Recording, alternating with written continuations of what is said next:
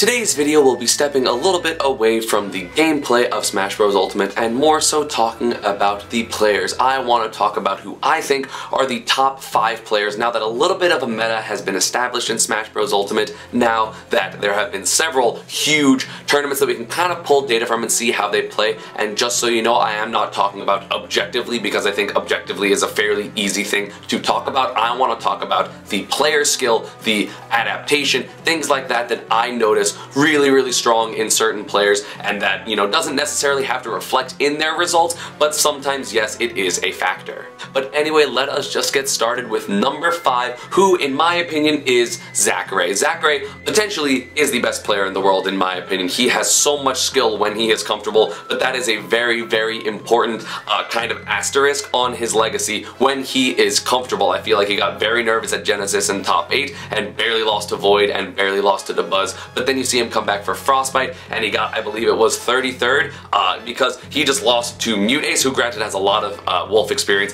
but then ZD, who also has a lot of Wolf experience, but he also beats everyone in Japan who has a crap ton of Wolf experience because Wolf is so popular in Japan. You know, there are a lot of factors that could potentially be because of this. It's one, he hasn't traveled overseas until Genesis, and then the second time he had expectations on him due to Genesis, so he put even more pressure on himself, and again, he's still a 15 or 16-year-old kid, very small, very young, so a lot of that pressure can get to you, end up playing worse. However, I do think if any player in the world goes to Japan, he will beat them because he is so much more comfortable there, but I cannot justify putting him any higher than this, you know, considering he did top 8 at Genesis, which is very good, but then lackluster at Frostbite, so, you know, I feel like if he kind of figures out that pressure, I feel like in potentially a year, 2 years, he might be the best player in the world, but right now I'm putting him at a solid number 5. You know, he was the hardest player for me to play against. Like, if he's comfortable, I feel like he has some of the best patience, I feel like he has some of the best neutral, I feel like his decision making is just absolutely fantastic, but when he's on edge, he'll start to hit buttons a little bit faster than he wants to because he's a very patient and slow playing type of player, and if he hits those buttons when he doesn't really want to, he ends up getting punished for it. Still, absolutely amazing. I love that kid. He is so talented, so good. I could see him potentially being the best player in the world. We will have to wait and see. Number 4 is going to be my Chu family brethren, and that is going to be Void. I think Void is he's so talented in so many ways. First off, he's not just a Smash player. He was a borderline top 50 in Dragon Ball FighterZ. He's like Diamond 1 in League. He pretty much is just good at any single game he touches, and Smash Bros is obviously not the exception. It is the one he is the best in. I feel like he is, as a player, just kind of figures out every single thing he wants to do. He figures out how to push all of his advantage states, he figures out the best ways to play neutral, he figures out the best way to get out of disadvantage, he figures out the best way to ledge trap people, and because he has all of that just practiced over and over again, he has some of the best tech skill in all of Smash Bros. Ultimate, and it was like that in Smash 4, and it's like that in almost any game he touches. The fact that he has all that muscle memory leaves him so much mental space for him to just kind of notice people's habits and notice how people are DIing, and then end up trying to like cross people up or mixing them up so they die really earlier. You get extra combos with specific DI that he'll kind of condition people into. Oh my god, his conditioning is so good, especially off the ledge. It is so hard to get off of the ledge versus him. You know, yes, Pichu has back air and Pichu has forward tilt and Pichu has run back F smash, and those aren't necessarily him, but he uses those tools so strongly, and I feel like he's never out of a game because he can just hit you so hard, and it's actually insane. And Void, you know, especially after he won Smash and Splash 3, was it 3 or was it 4? I don't remember. Whatever Smash and Splash he won, I feel like after that he realized that he has the potential to win a major. You know, he's not always going to be that 3rd, 2nd, 5th place type of player. He has the potential to win, and you know, as he got 2nd at Genesis in an incredibly tense and close set, but I honestly think Void is one of the strongest players in the game. So few things can actually get to him. You know,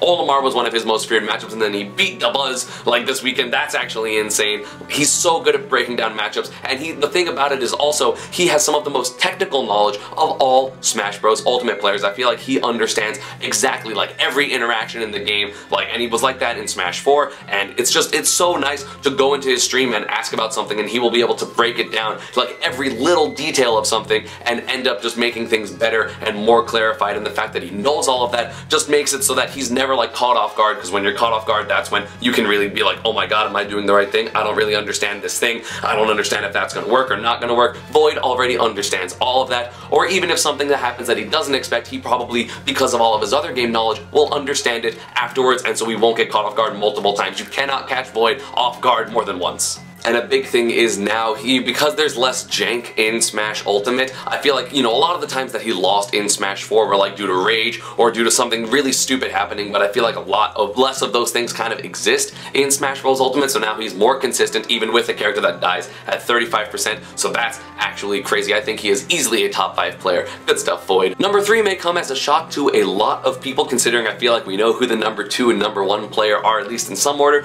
but number 3 for me is going to be Light, the Fox main from New England. You know, there are only 3 players that have top 8'd both big events, and Light is one of them. It's Light, Leo, and Cosmos, and that's it. Like, Light is so strong. He's able to just play so consistently, even with a character that he doesn't even think is top 10 necessarily, or maybe I think he put him at 10th potentially, because he's a lot worse than Smash 4, but damn does Light make him work. Light has so many wins under his belt. He has beat Nairo, he has beat Leo, he has beat pretty much every single gatekeeper. His consistency is amazing. He really only loses to the exceptionally top of the top. I think his one random loss is like Suarez, who's the best Yoshi and arguably a top 50 player right now. So he is so powerful, he is so strong, he's so fast, I feel like is so good at hitting people like for just safe options that you then doubt yourself and then you don't know what to do on your defense, and then he can just break you down. His damage is amazing, his ability, like his tech chasing is amazing. He never misses a follow-up, I feel like, ever. It's actually insane, the accuracy of this player. He always makes the right decision when recovering. He always just gets so much damage. I feel like his stage bans are on point always, and his counter picks, which is an undervalued skill. I feel like that is very important because if you mispick a stage, you might just lose in certain matchups, and I feel like Light always picks the right thing, and I'm really, really happy for him because he's one of the, you know, up-and-coming stars at the end of Smash 4. Dethroned Larry Lura as the highest Fox in the PGR in the last season before the PGR 100 came out, and now he is proving that he is here to stay. He is so talented, and also he just has so much fun, and if you talk to him, his understanding of the game and his language about the game and his confidence as him as a player is astounding. Like he, you know me, like I'm a very egotistical person, or I think, you know, I'm very confident, and it does breach into ego sometimes, and he is so much more confident than me. He's like, yeah, I'm the best player in the world, free, like not close, I'll just beat anyone, and he means it, and honestly, a lot of times it shows. He is so good at this game. Like, the one problem right now is I feel like he doesn't exactly know what to do versus Olimar, but there's also like 3 of those that are good in the entire world, so I just hope you don't run into them, I guess. The thing about Light is it is so hard to play defensive versus him because he will always just get in your face, and Fox, obviously an incredibly fast character, and he does so much damage that you feel like every single defensive,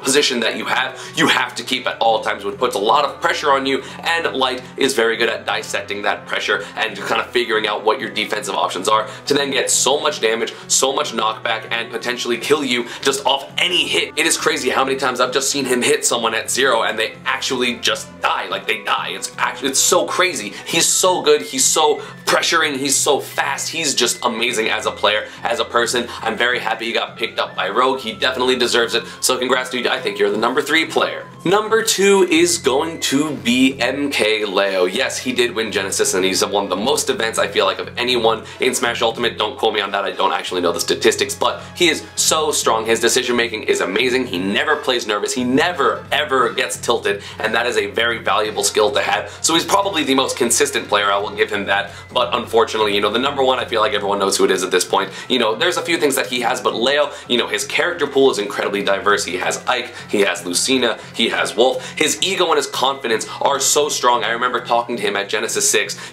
day 1, like round 1 pools day, and I was like, oh, I remember talking at Glitch and you said that Lucina's better than Ike, so are you going all Lucina today? He's like, if I have to, and I was like, really? Like, you're not gonna use the best character that you have for like every single person just because you feel like you don't have to? And he's like, yeah, and then he won the event. Like, he only went Lucina twice. He just knows exactly what to do, and he knows exactly what character he has to do, and he knows exactly how much effort he has to put into a set because his Ike gets him very, very far, but he's aware that Lucina is a significantly better character, so he only went Lucina when he really had to, when he found those matchups that he didn't want to play as Ike, and then he won. He beat Void twice and he beat Light, and those were the only players that he went Lucina versus, even though Lucina is his best character and one of of the best characters in the game. The crazy thing is, he did all of that not living in America. He moved to America, I believe, right after Genesis, so now he's going to be in Orlando with Mewtwo King, with Salem, with Zero, with Plup, with a bunch of other players having more access to easy travel, and he's going to be able to go to everything and just get so much better. He's going to go to Summit and get practice there. I definitely could see Leo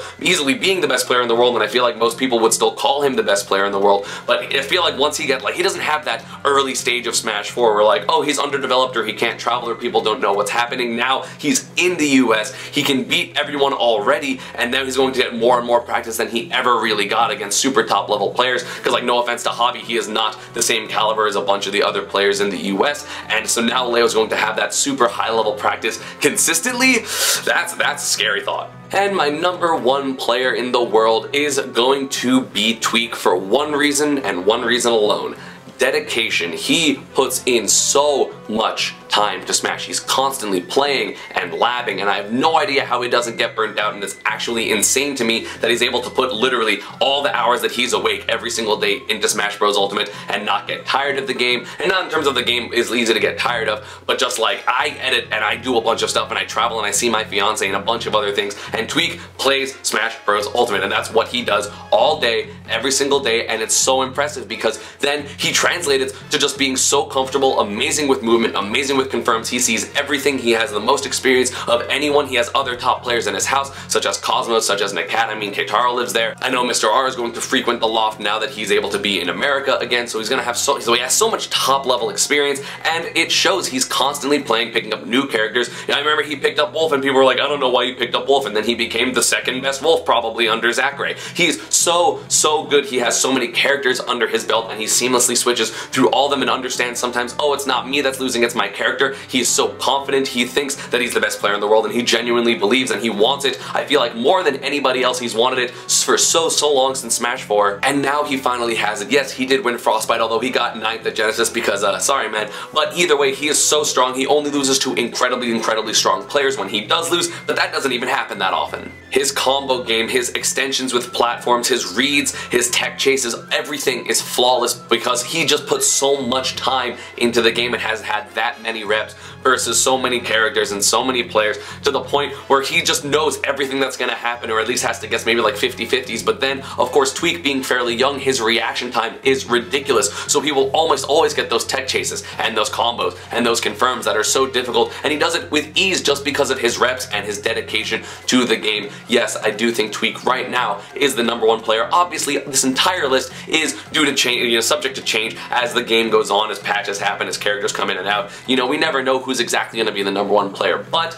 right now I do think Tweak is that guy. And I did mention that I'm going to have an honorable mention, and here it is. I do think my honorable mention might be the 6th. I was either that or 7th, and there's one more player that I was really in contention with, is going to be Samsora. I honestly just put you here because if this video came out and you saw it, you were going to give me an endless amount of crap on Twitter, so yeah, you're pretty good, I guess. And yeah, that is going to be about it for this one. I hope you all enjoyed. As always, social media, Panda, and partner stuff is down below. Let me know if you agree with this list, who you think I kind of snubbed on the list. Shout out Samsora. When are you gonna money match me again, huh? When are you gonna money match me? As always, social media, Panda, and partner stuff is down below, and I will see you all next time. Bye.